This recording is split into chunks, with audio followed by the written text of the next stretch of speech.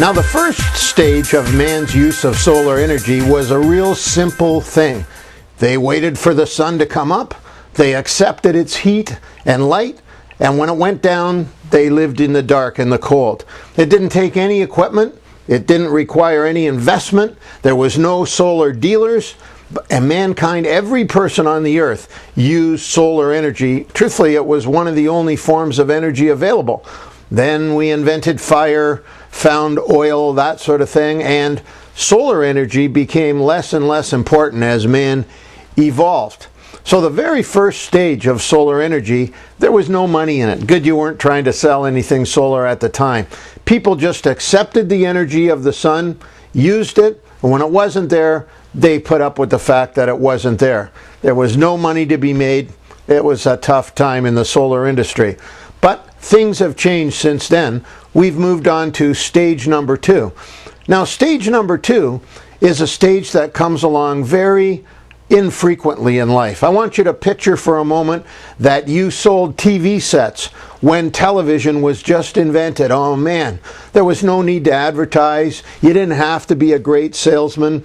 People just were looking for TVs. Every home in America needed one. They knew they needed it. They wanted it. They would come into a store or contact someone that sold TVs, and man, there was no sale involved. It was just, do you have TVs? Yes, I do. We'll take it. So price wasn't an issue. Marketing wasn't an issue. Sales skills were not an issue. Now, we hit that stage in solar some time ago.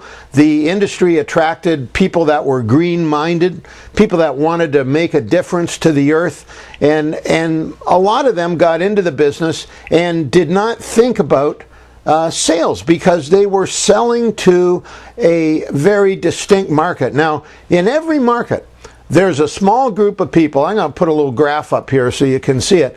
There's a small group of people who want to buy.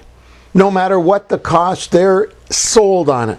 And those people, you don't have to do any selling, any marketing. They'll find you, and they're interested. Then there's a small group of people at the other end of the spectrum who wouldn't buy solar if it was free. I like burning gas and oil. I'm not interested in using the sun. I don't think it'll work. I'm not interested. And even if it was free, they wouldn't care. Or if it was very inexpensive, they wouldn't care. Now, if you're making your living off the people that already know about solar, are green-minded, want to save the earth, want to do something to get into solar, they're a great group. You don't have to have a lot of sales skills. You don't have to work hard to find them. They'll find you. Word of mouth works great for advertising. And being very, very you don't even have to have any sales skills or many sales skills to close those people. So it's a great market. The only problem is it's a small market. And many people in that market, some people in that market have a little problem with paying for expensive things because they are open-minded and sort of an earthy type of person. So they're a small group, and it's going to be very hard to make a living, a good living, off those people. Then there's the big bulk of people in the middle. Now, these are the people that you will make your bread and butter from. There's a lot of them. They've got money. They have a need, but they may not realize it at the present time. They're not dying to buy it.